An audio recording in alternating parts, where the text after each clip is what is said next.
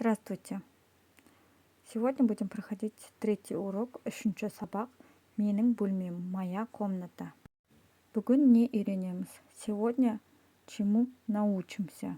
Диалогты сыныптастармен оқуды, суретке қарап әңгімелеуді үйренесің. Составлять с одноклассниками диалог, рассказ по картинке. Бүгінгі үйренетін жаңа сөздер: сүртемін, протирать, жуамын, мыть, үстінде, на поверхности, тазалаймын, убирать. Бірінші тапсырма, первое упражнение. Тыңда, послушай, сұраққа жауап бер, ответьте на вопросы. Мынау менің бөлмем. Это моя комната. Бөлмем кең, комната большая, және жарық и светлая. Бөлмемде кереует, кровать, үстел, стол, орындық, стул, кітап сөресі, книжная полка, айна, зеркало, кілем бар. Есть ковер. Мен бөлмемді таза ұстаймын.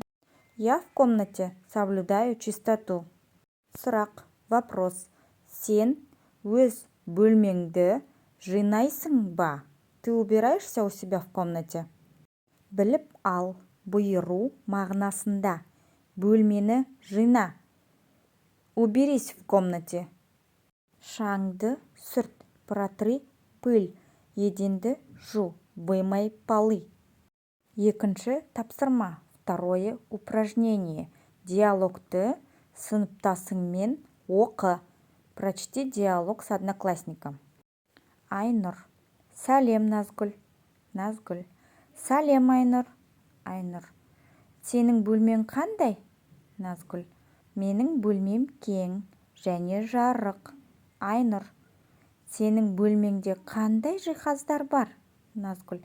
Менің бөлмемде кереует, үстел, орындық, кітап сөресі, айна бар. Айнұр. Бөлмеңді өзің жинайсың ба? Назгүл. Иә, аптасына 2 рет тазалаймын. Айнұр. Сау бол, Назгүл. Назгүл. Сау бол, Айнұр. Как вы поняли, Айнур с Назгуль поздоровались. Потом Айнура задала вопрос: какая у тебя комната? Үшінші тапсырма, суретке қарайық, әңгімелеп берейік.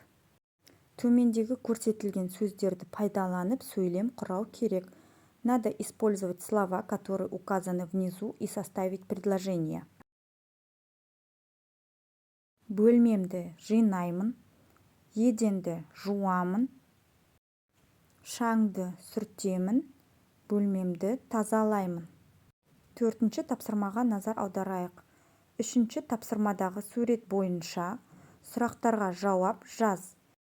Қазақ тіліне тән дыбыстардың астын сыз. Четвертое упражнение, работа с тетрадью.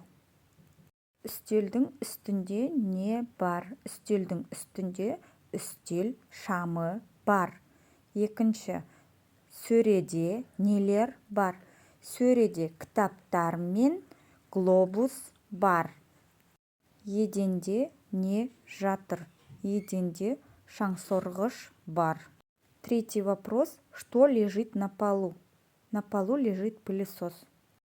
В тетради надо подчеркнуть буквы казахского языка. Если возникнут вопросы, пишите в комментариях.